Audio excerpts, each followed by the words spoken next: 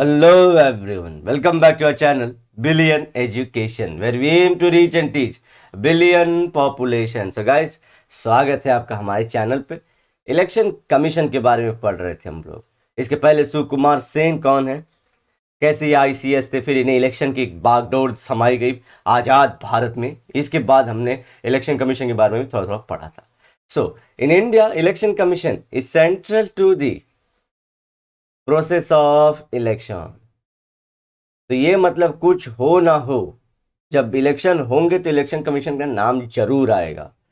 तो ये उस तरह से आया है कि दीवाना तेरा आया मौला इलेक्शन का टाइम पे, इलेक्शन कमीशन आया इलेक्शन के टाइम पे। तो उस तरह से है। Article 324 of Indian Constitution has established this autonomous body। ध्यान रखिए, autonomous body, कंट्रोल नहीं है किसी का इस पे, which consists of 1 chief election commissioner and 2 other commissioner। चलिए बता देता हूं मैं आप लोगों को थोड़ा थोड़ा। आर्टिकल 324 आप लोगों को पता होना चाहिए, जैसे कि पूरी जो हमारी कॉन्स्टिट्यूशन उसके अंदर आर्टिकल है, ऐसे 1 से लेके आज, पहले बहुत कम थे, आज 448 तक आर्टिकल इंडिया में आ चुके हैं। इतने आर्टिकल हैं। तो उसमें से जो 324 नंबर का है, इसमें लिखा गया है कि इलेक्शन कमीशन में कौन कौन होगा और कैसे वो सिलेक्ट होगा। जी हाँ, ये आर्टिकल उससे डील करता है। होपफुली आप अब समझ पाएंगे आर्टिकल का मतलब क्या। आर्टिकल मतलब हर एक की चीज के बारे में, प्रेसिडेंट के बारे में लिखा गया है, प्राइम मिनिस्टर के बारे में लिखा गया है, ऐसा लिखा गया है। तो 324 में इलेक्शन कमीशन के बारे में लिखा गया। वहां बोलते हैं इंडिया का एक चीफ इलेक्शन कमीशन होगा, एकदम हेड वाला, और उसके नीचे होंगे 2 इलेक्शन कमीशन। तो ये चीफ सीईसी लिखते हैं इसे हम लोग, सीईसी, और उसके नीचे कौन होगा गाइस, हमारा इलेक्शन कमिश्नर। ठीक है ना, ध्यान रखिए। और यही होते हैं क्या, इसके बाद कोई और नहीं होते क्या? नहीं, और लोग भी होते हैं, लेकिन कॉन्स्टिट्यूशन में इन्हीं के बारे में बोला गया है। बाकी सब वर्कर होते हैं। कि पूरी आप जाओगे देखोगे निर्वाचन आयोग करके पूरी बिल्डिंग है रेड कलर की, बहुत सारे वर्कर रहते हैं। ये वर्कर का तबादला यहाँ वहाँ होता रहता है, लेकिन जो मेन रहते हैं वो यही रहते हैं। अच्छा, इनको मैं नीचे दिखाया हूं, क्या मतलब इनका सीईसी से कम पावर है? नहीं, पावर बराबर है, लेकिन जब इनको निकालना है या तो इनका चयन करना, इनको चुनना गया है कि कौन होंगे इलेक्शन कमीशन, तो प्रेसिडेंट जो है वो पूछता है सीईसी से। तो सिर्फ निकालने और उन्हें रखने के मामले में या चुनने के मामले में सीईसी का एडवाइस लेता है, बाकी पावर सबकी इक्वल है इसमें। होपफुली आप ये बात को ध्यान रखें, क्योंकि वन चीफ बोल दिया जैसे सीईओ होता है सबसे बड़ा होता है, ऐसा नहीं समझना आप लोग को। पावर सब में बराबर है, लेकिन चीफ वाला जो है उसी का नाम हर जगह चलता है, क्योंकि वो 2 को जो है कब चुनना है, कैसे निकालना, बस वही डिसाइड कर। अब ऐसा नहीं कि उसका मन में आएगा तो निकाल देगा, नहीं भैया, बहुत कॉम्प्लेक्स प्रोसीजर है। ठीक है, लेकिन हाँ, ये सिंपल वर्ड में बता दिया आप लोग को कि चुनना और निकालना किसके हाथ में है, यम है, हम हैं यम, सीईसी के। ठीक है, चलिए।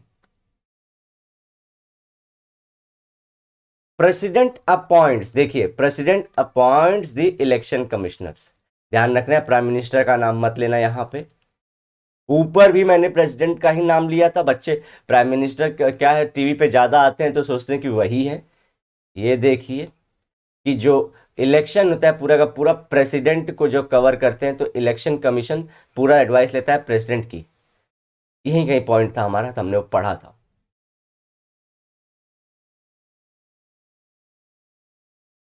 चलिए, chief election commission can not be removed from his post easily और an on account of any political reasons. बोला था ना, यहाँ पे पॉइंट बताते हैं कि इतना इजी नहीं है निकालना इनको। बहुत बहुत बहुत लगता है, जैसे कि आपको बताना नहीं चाहूंगा, अगर बताना चाहेंगे तो कमेंट कर दीजिए, मैं बता दूंगा आपको कैसे निकालते हैं इनको। जी हाँ, कोई परमानेंट नहीं है, लेकिन किसी किसी को निकालना बहुत टफ है। इसी टफ रहने की वजह से इनको ऑटोनॉमस बॉडी बोला जाता है। गाड़ी क्यों बोला गया ऑटोनॉमस बॉडी? समझिए, सरकार इनको 100 रुपया देती है 2-3 कारणों से। 100 रुपया देती है तो ये 100 रुपया ये कहाँ खर्चना चाहते हैं, ये इनके ऊपर है, इलेक्शन कमीशन के ऊपर है। सरकार इसमें नहीं बताई कि 100 रुपये का वो जो कार्ड आता है, पहले वो 100 रुपये में से 10 रुपये का वो कार्ड बनवाओ सबका, फिर तो उसमें से 20 रुपया तुम लोग का पगार बांट लो ऐसा, फिर उसके बाद इतने स्टाफ ही रखने हैं, तुम लोग इतना पोस्ट नहीं बनाओगे, कुछ नहीं, पैसा दे दो, इनको सिलेक्ट कर दो, फिर अपना टाटा बाय बाय, खलास, खत्म। अब काम नहीं है आपका, इलेक्शन कैसे कराने हैं कब कराने अब छोड़ दीजिए इसके ऊपर। तो वो उसी तरह से हुआ, आपने राजा को पैदा कर दिया है बच्चा, जैसे बोलते हैं ना बच्चा पैदा हो गया, अब उसे वो खुद से अपना बड़ा होता जाएगा, खुद ही राजपाट देखेगा, खुद ही अपने एबिलिटी के हिसाब से आगे बढ़ेगा। तो वही इलेक्शन कमीशन के साथ है। तो गवर्नमेंट का रोल आता है, जी हाँ, गवर्नमेंट जरूर इनको चुनने में जरूर हेल्प करती है, मेनली प्रेसिडेंट है ना, बोला हमने प्रेसिडेंट अपॉइंट करती है, लेकिन प्रेसिडेंट को गाइस बैकएंड में पीछे से प्राइम मिनिस्टर की टीम गाइड करती है, ठीक है। चलिए, तो इनको भैया एक तो पहले पैसा कहाँ खर्चना है कोई इनको बता नहीं सकता, दूसरा इनको कोई इजीली निकाल नहीं सकता, तीसरा गाइस ध्यान रखिए इनकी पगार फिक्स रहती है। पगार इनकी कम ज़्यादा नहीं, क्या होता है अब बेचारे काम कर रहे गवर्नमेंट वर्कर, अब इनका पगार ना क्या करते हैं, कोई कोई पॉलिटिकल पार्टी अगर अच्छा ना लगे तो उसकी पगार कम कर सकते हैं कि भैया एक काम करो, तुम लोग बहुत ज़्यादा हम लोग को उंगली कर रहे हो, तो उस केस में बेचारों का नुकसान होगा ना, ये लोग तो देश के भले के लिए कर रहे थे, अब इनका परिवार रहता है पीछे, इनके बच्चे बच्चियां रहते हैं, ठीक है, देश के लिए मरना मिटना रहता है, लेकिन एक इंसान को मरना चाहिए जो काम कर रहा है, उसके परिवार को क्यों मरना होगा, ठीक है। और जब जरूरत हो तो वो भी करने को रेडी रहेंगे वो लोग, लेकिन क्या पूरी जनता रेडी है, ऐसा नहीं करना होता है, तो इनका पगार नहीं कम करेगा। तो ये सब सारी चीजें हैं जिससे बॉडी क्या हो जाती है, ऑटोनॉमस बॉडी। ऑटोनॉमस मतलब क्या होता है गाइस, जो खुद से अपने काम पूरे संभाल ले। आप भी जिंदगी में ऑटोनॉमस हो जाइए। This is necessary to preserve independence of election commission. Necessary to मतलब ये बहुत इंपॉर्टेंट है, इंडिपेंडेंस मतलब किसी से भाई, अगर देखिए पगार अगर गवर्नमेंट टच करेगी हमेशा, तो ये लोग तो उसके क्या बन जाएंगे, टॉमी बन जाएंगे कि हाँ मालिक आप जैसा बोलेंगे वो तभी इलेक्शन होगा, आप जहाँ बोलेंगे वहीं इलेक्शन करवाएंगे, आप जो बटन दबवाने को बोलेंगे वही बटन दबवाएंगे ईवीएम में। तो ऐसे नहीं, चमचा नहीं बनने देना है, इसलिए इनका पगार सीधा कॉन्स्टिट्यूशन में लिख दिया गया कि सीधा महीने के महीने इनका पैसा कट जाना चाहिए, तुम लोग चाहे पार्टी चेंज हो चाहे ना हो। There is a separate provision made for expenses of election commission. Expensive मतलब उनके खर्चे के लिए अलग से बात भी लिखी गई है कॉन्स्टिट्यूशन में, और कॉन्स्टिट्यूशन में लिख गया मतलब लकीर हो गई वो, ठीक है, तो वो लिख गया है। तो देखिए इंडिपेंडेंस का मतलब निकाला नहीं जा सकता, जो मैंने आप लोगों को पूरा गिना वही है। The election commission does not have a separate staff, मतलब जैसे कि इलेक्शन कमीशन है उसके पास अलग से अपना बॉडी नहीं होता है, जैसे टीचर्स की टीम ये बाहर से खुद से जो रहते हैं उनको, मिलिट्री इनके खुद की नहीं होती है, सारे जो लोग होते हैं खुद के नहीं होते, ये यहाँ वहाँ से जुगाड़ से लाए गए रहते हैं। जैसे कि government officers, teachers and other employees help election commission to execute the process of election.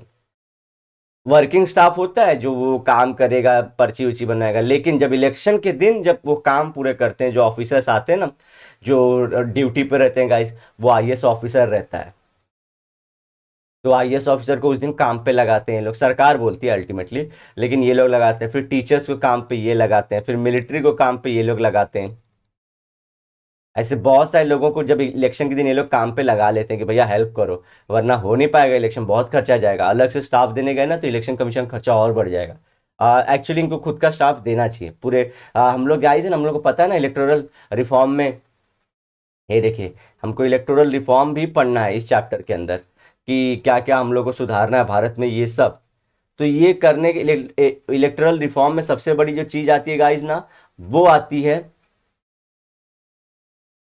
हमारे इलेक्शन कमीशन को खुद का स्टाफ देना, ताकि और इंडिपेंडेंट हो जाए और किसी के सहारे न रहें। तो गाइस नेक्स्ट लेक्चर में जब मिलेंगे हम लोग, हम देखेंगे फंक्शंस और कैसे कैसे क्या काम करता है हमारा इलेक्शन कमीशन। इजी बता दूंगा, आप लोग 6-7 पॉइंट है, ये देखिए आपको तो शॉर्ट लिस्ट करके भी दे दिया गया है, टेबल के फॉर्म में भी दिया है, वो आप लोग कर लोगे सीधा हो जाएगा। ये देखिए ये सब टेबुलर फॉर्म में भी देखिए ये सब दिया है कैसे कैसे इलेक्शन के होते रहते हैं, इसी तरह से आप लोगों को टेबल बना दूंगा फंक्शन का भी। तो बने रहिए नेक्स्ट लेक्चर में, till bye bye, have a great and nice day, sayonara लेकिन वादे के साथ, जरूर मिलूंगा दोबारा।